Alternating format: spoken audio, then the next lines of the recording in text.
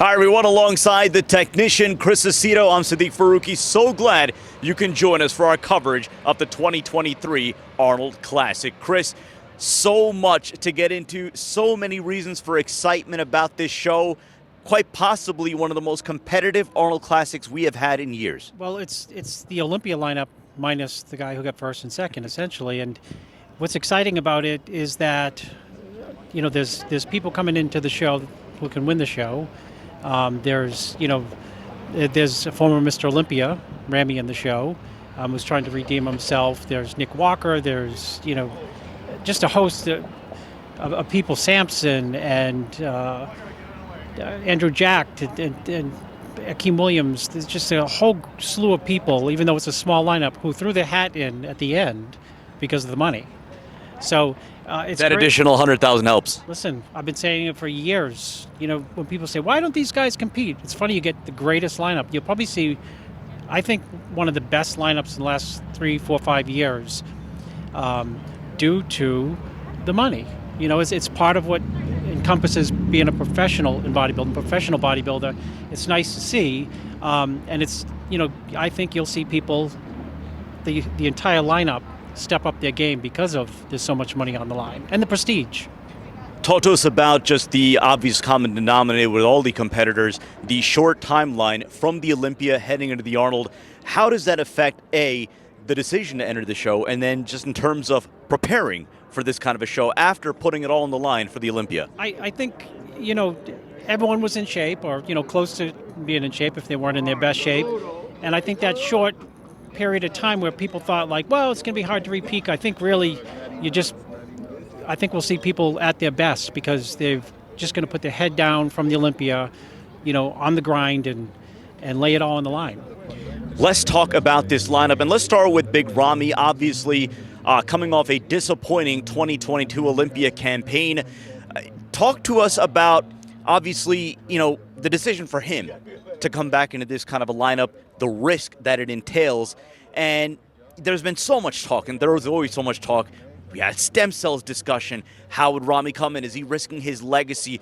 What do you look for Ramy heading into this Arnold Classic? I would expect him to be in outstanding, if not incredible condition, simply because he has the most to redeem and he has the most to prove, and it's risk reward. He has the most to, quote, lose. We're going to either be talking about after the prejudging that Ramy is the clear-cut winner, or we're not.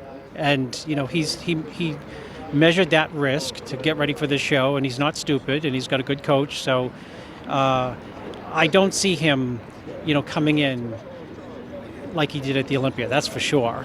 Obviously, he'll be improved. He'll probably be stepping up and be, What do you want to see out of Ramy at the show? Condition. I think he just needs to bring, A+ slam dunk condition, because he's the widest guy, he's the biggest guy, he's got the biggest legs. People talk about deficiencies. Yes, there are some deficiencies there. But if you talk about the strengths, it's the width factor. He's way wider, not somewhat wider, way wider than everyone in the lineup. His legs, he's the widest guy in the lineup, and he's got the best legs in the lineup, or the biggest legs.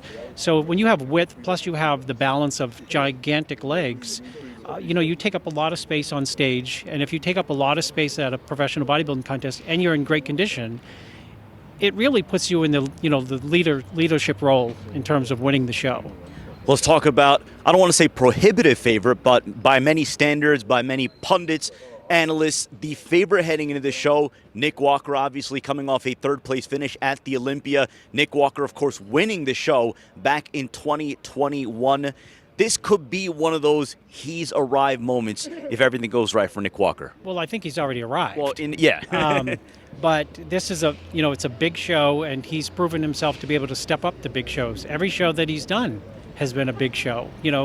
Once he got past that first, get his feet wet, and I think it was the Chicago Pro, he stepped it up each and every show.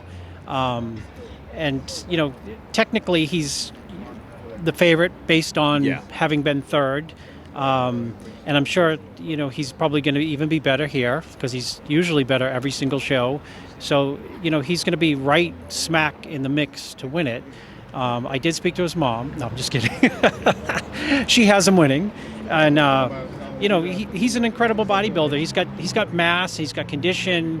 He's got and he's got shape. I think for a big guy, I think he's got shape and flow. I think maybe he doesn't have the shape or flow of Lunsford or Hardy might have a little bit better flow, but that's arguable.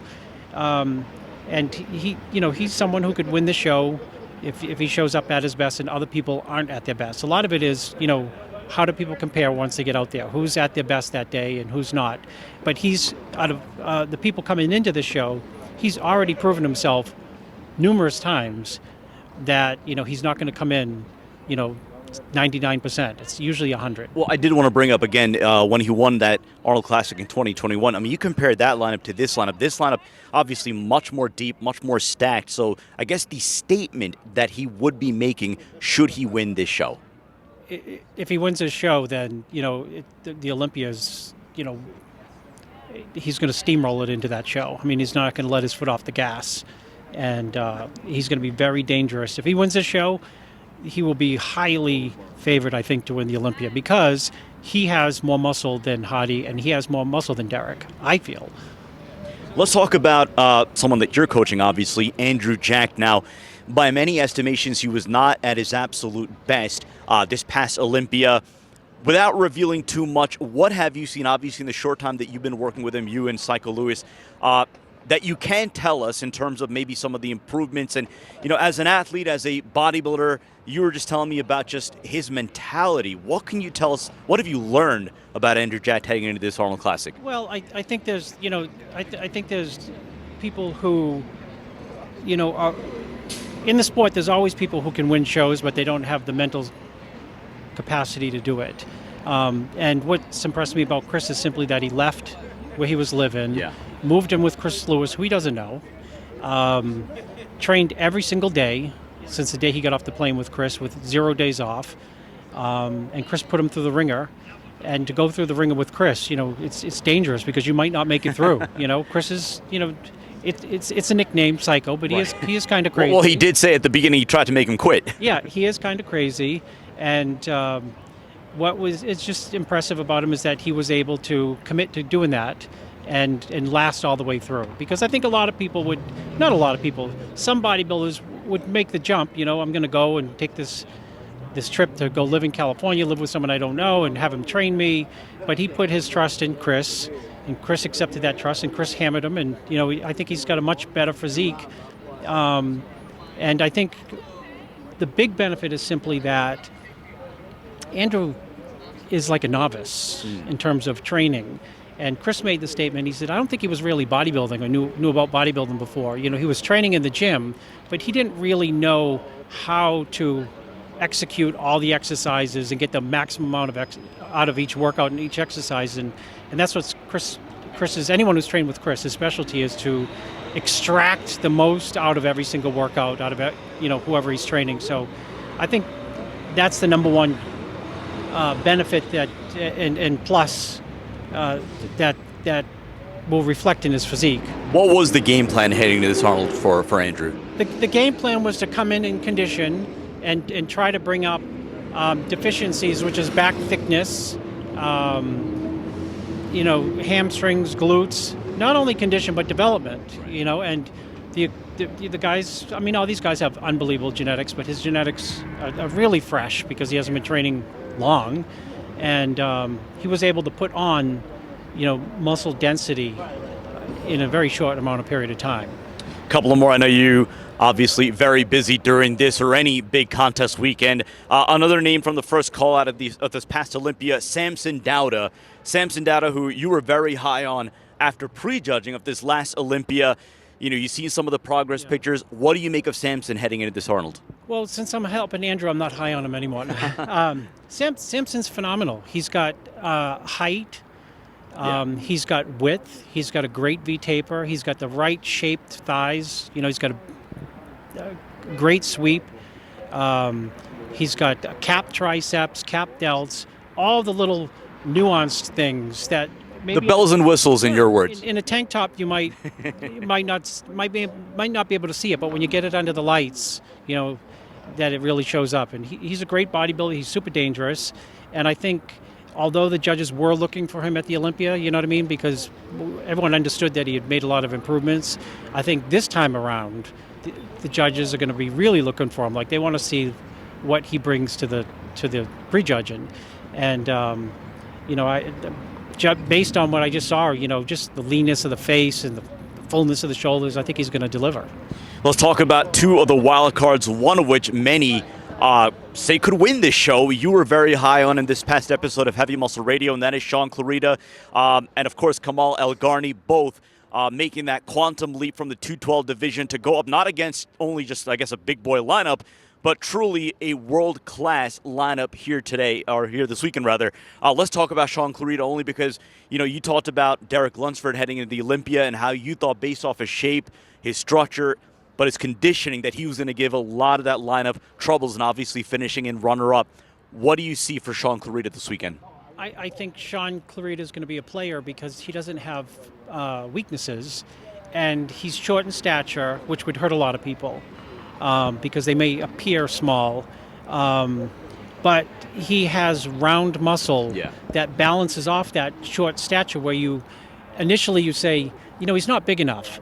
But once he gets going, you say, well, he is big enough, and he's got great condition, and he has muscle density for days. So he's the type, he just needs to be in a mix to be compared. And I can see them moving him over, you know what I mean, based on just, wow, he's better than we, expected, because the expectation is, for a lot of people, but the expectation is he could end up looking small, but he's got perfect fullness for that height, and he's got perfect roundness for that height. So at the end of the day, he won't look small on stage. Well, let me ask you this as a final question, only because we have dispelled, I guess, the theory of direction in this sport, but I will throw this angle in there. When the topic of 212 bodybuilders competing in the Open first came about, we talked about Flex Lewis, obviously, and, maybe how he would stack up against some bigger lineups. Yes. Now we've seen it. We've seen Derek Lunsford obviously excel. We've seen Sean Clarita win shows. Hadi came from 212. Hadi came from 212, obviously. Right, Bonak, obviously, looking for his third in 5 years. Kamal El-Garni coming close to winning a pro show. Do you think judges now maybe are going to be, I don't say swayed, but they look at, all right, yeah, we're not looking at him as a 212er anymore. We're looking at him as an open-class bodybuilder. It's a great question, and I think at the end of the day, or the beginning of the day, judges judge what, more than ever, they just judge what they see in front of them. And proof of that is at the Olympia. Mr. Olympia was relegated to what place? Fifth place. I can't remember what ran because I just know it wasn't first. So they end up judging what they see right smack in front of them. And I think they give a lot of people chances, and I think they do an exceptional job trying to weed out. Everyone's so close. It's like a 100-meter dash. Everyone is really close. Obviously, we're always looking for that knockout winner, which we love because it's easy to do. Everyone can rally behind after the show, but everyone's close, and you have to see these guys up against each other. Clarita next to Nick Walker, next to Ramy, and then decide where do the chips fall.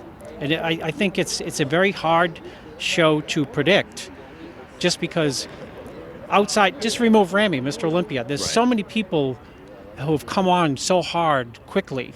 Samson, we wouldn't be talking about 2 years ago to do anything in the show. We wouldn't be talking about 3 years ago Sean Clarita in the show. We wouldn't be talking about Nick Walker 3 years ago, when he was, fifth at the Chicago Pro. And then here he is, wins the Arnold, wins this show, wins that show, New York Pro. This year, third at the Olympia. So there's a lot of young blood in the show. And the veterans are Ramy and Bonak, actually. Yeah. The rest of his young guns. Yep. Absolutely. Chris, thank you so much for the time. I know you have to run and get your coaching on. For Chris Aceto, I'm Siddique Farooqi. Thank you for joining us. Keep it locked all weekend long to RXMuscle.com.